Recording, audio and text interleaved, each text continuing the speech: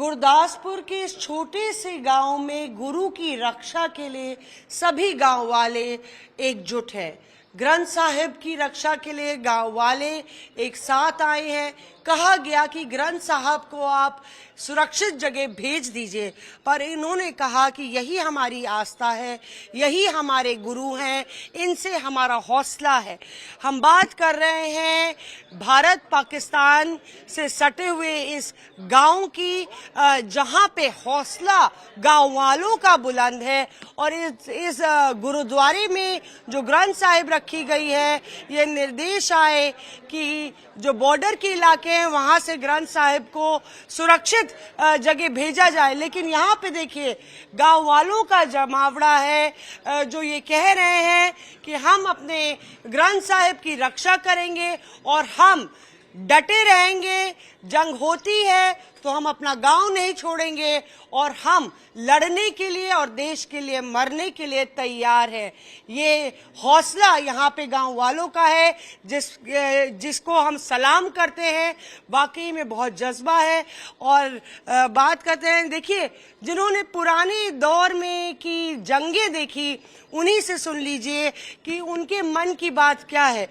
बीबी आप बताइए, यहाँ से हिलने को तैयार नहीं है, यही आपका गांव है। ਇੱਥੇ ਰਵਾਂਗੇ ਆਪਣੇ गांव ही, किते जा नहीं सकते। ਅਸੀਂ ਜਾ ਕੇ ਅਸੀਂ ਜਾਇਆ नहीं ਜਾਂਦਾ ਸਾਡੇ ਕੋਲ किते।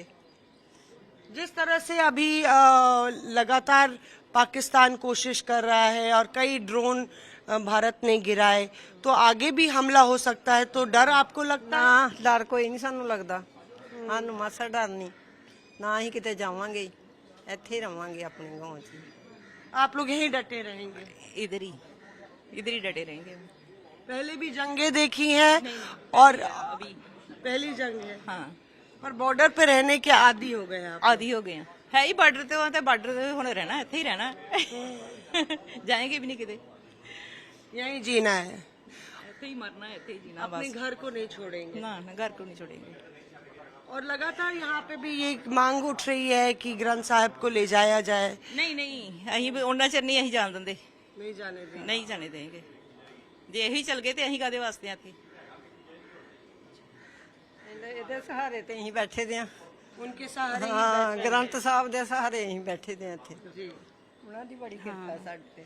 नहीं भेजेंगे, ग्रंथ साहब को यहाँ ही रखेंगे जब तक डटेंगे। अगर सिक्खी के बदले हम सिक्खी देने भी पे तो देंगे हम, पर ग्रंथ साहब नहीं दे जान देंगे। हाँ।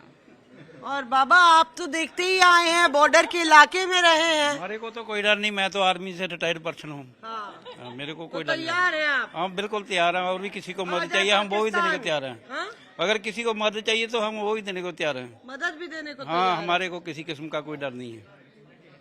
तो देखिए यहाँ दूर दिल्ली और मुंबई में ये लगता होगा कि बॉर्डर के इलाकों में क्या लोग डरे हुए हैं या खौफ ज़दा है, पर यहाँ पे खौफ का कोई नामो निशान नहीं है। कोई नामो निशान नहीं। महेंद्र साहब। हाँ जी, श्रोमणी गुरुद्वारा प्रबंधक कमेटी की तरफ से जो प्रधान जी का हुक्म आया था कि जो गांव बॉर्डर के ऊपर हैं वहाँ पर जहाँ पर लगता है कि गुरु ग्रंथ साहब जी के ऊपर कोई बेदबी ना हो या कोई ऐसी गोलीबारी ना हो, वहाँ पर हम श्रोमणी गुरुद्वारा प्रबंधक कमेटी जी के प्रधान जी के हुक्मों के अनुसार हमारे पास श्रोमणी कमेटी के प्रचारक हैं, गुरुद्वारा साहब जी के हेड ग्रंथी साहब हैं।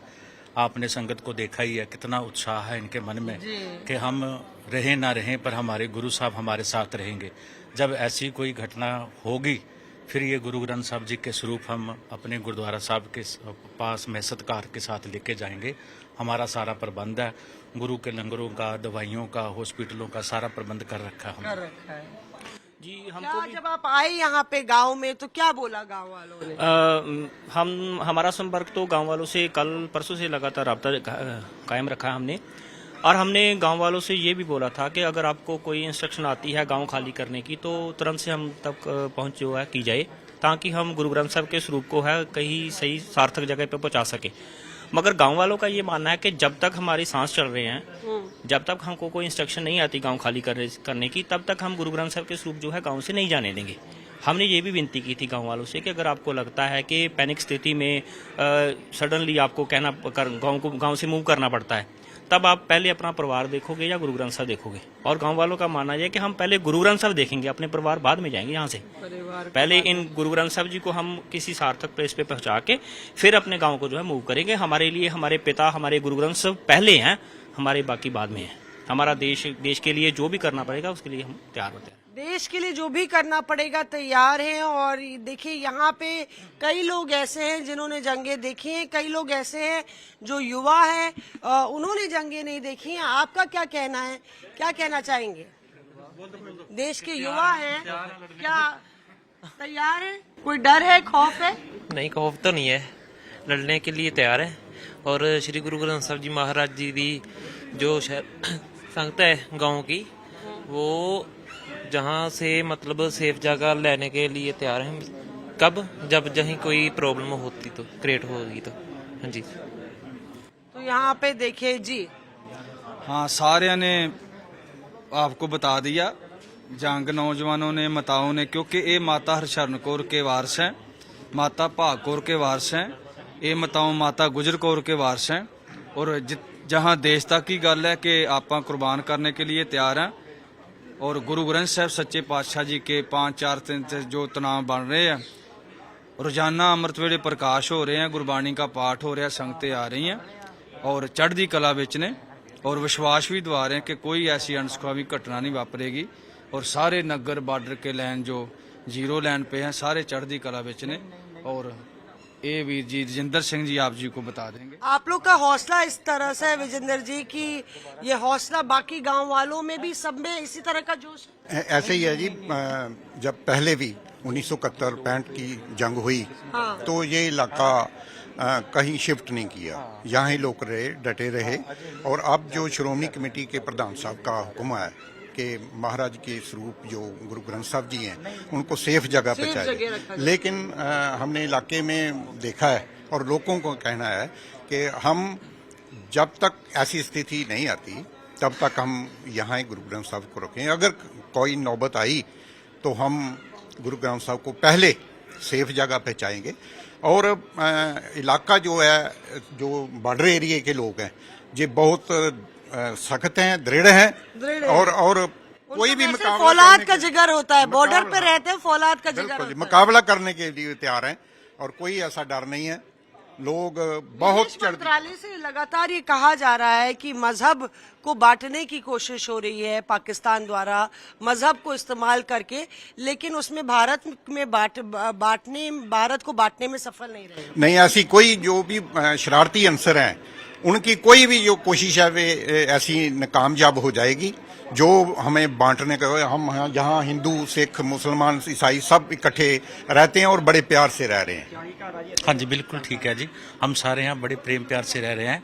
जिस गांव में तुम आए हो, इस गांव में सिखों की गिनती कम है और सनातन धर्म की गिनती बहुत ज्यादा, पर सब देखो यहाँ बहुत प्रेम प्यार से सब इकट्ठे रह रहे हैं। बहुत मतलब भी वाहिगुरू जी का खालसा, वाहिगुरू जी की फतेह। मेरा गांव काना, मैं बलविंदर ਸਿੰਘ बोल रहा जी। बाकी ਇੱਥੇ ਸਨ 71 ਦੀਆਂ ਵੀ ਦੇਖੀਆਂ ਤੇ 61 ਦੀਆਂ ਵੀ ਵੇਖੀਆਂ। ਬਾਕੀ ਅਸੀਂ ਉਦੋਂ ਵੀ ਨਹੀਂ ਘਰ ਛੱਡੇ ਤੇ ਨਾ ਗੁਰੂ ਗ੍ਰੰਥ ਸਾਹਿਬ ਨੂੰ ਆਪਾਂ ਕਿਤੇ ਪਹੁੰਚਾਇਆ। ਆਪਾਂ ਸੇਵਾ ਉਦੋਂ ਵੀ ਕੀਤੀ ਸੀ, ਹੁਣ ਵੀ ਕਰਾਂਗੇ।